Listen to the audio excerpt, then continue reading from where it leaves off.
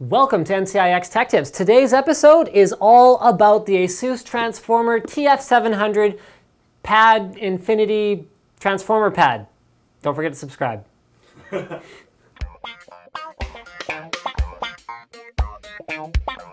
Now that intro wasn't smooth, but this segue is going to be. As unsmooth as my intro was, that is how buttery smooth this Tegra 3 tablet is to navigate, whether you're browsing the web, watching YouTube videos, browsing the Android market, or just scrolling around on it. The one thing that's still a little bit on the slow side is rotation, and we've come to expect that from Android tablets. I'm expecting a Jelly Bean update to significantly improve that with Project Butter.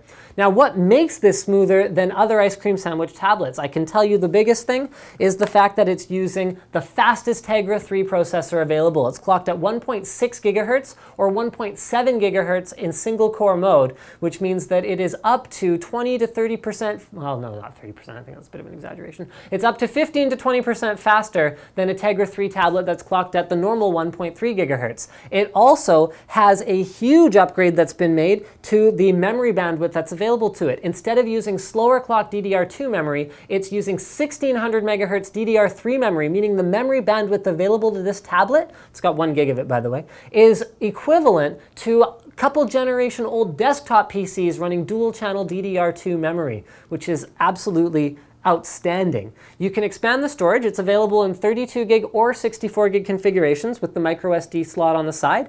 But the biggest upgrade is the screen. So it has the best contrast ratio that ASUS has delivered on a Transformer tablet to date, and it's running at full HD, 1920 by 1200 resolution, and it also has, oh, I already had it activated, it also has an IPS Plus mode that will boost you up over 600 nits in terms of screen brightness, which means if you're walking around outside taking pictures on your tablet, you're going to be able to frame things just fine.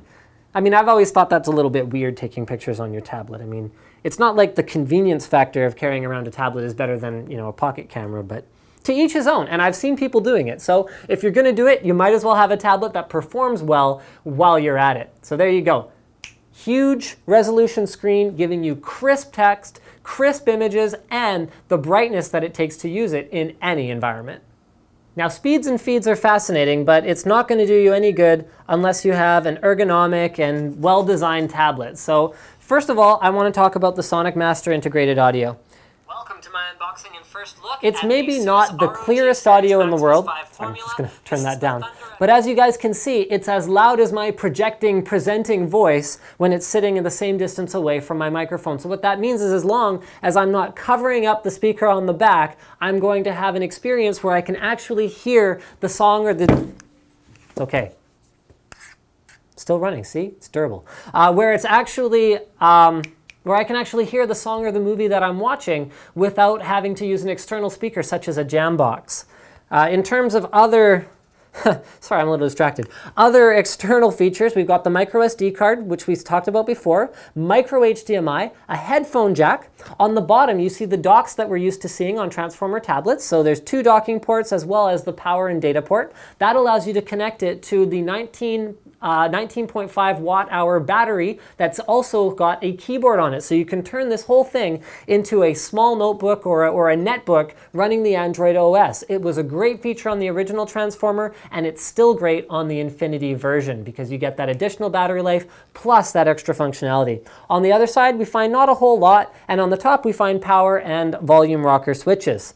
On the back, we see one of the most significant changes they made to the design. So you still got that beautiful aluminum back. Personally, I'm not much of a metal-backed tablet guy, but it sort of works here. It looks really nice. And on the top, you find a plastic strip. That addresses the problem that Prime owners had with wireless reception and GPS accuracy. So now they have beefed it up to the point where at a distance from your router, you can get several times the data rate that you were getting on your Prime if you're upgrading from that one to the Infinity. And last but not least, we've got the built-in 8 megapixel camera on the back with a flash. It is redesigned over the original or over the Prime, but it hasn't made that much of a difference. And a light sensor as well as a front-facing camera on the front.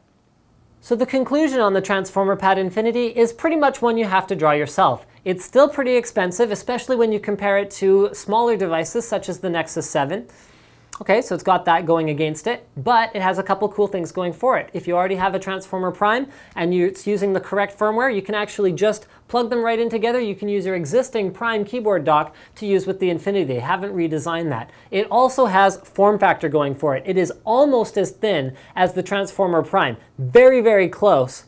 And it doesn't weigh significantly more. Now, you do compromise a little bit in terms of battery life in order to achieve that. It still only has a 25 watt-hour battery, which is the same as the Transformer Prime, although it has a beefed up processor and a higher resolution screen. However, it still does get the stated 9.5 hours of battery life in most applications, and if you need more, you can always add on the keyboard dock. So thank you for checking out our episode on the Transformer Infinity from ASUS. Don't forget to subscribe to NCIX Tech Tips.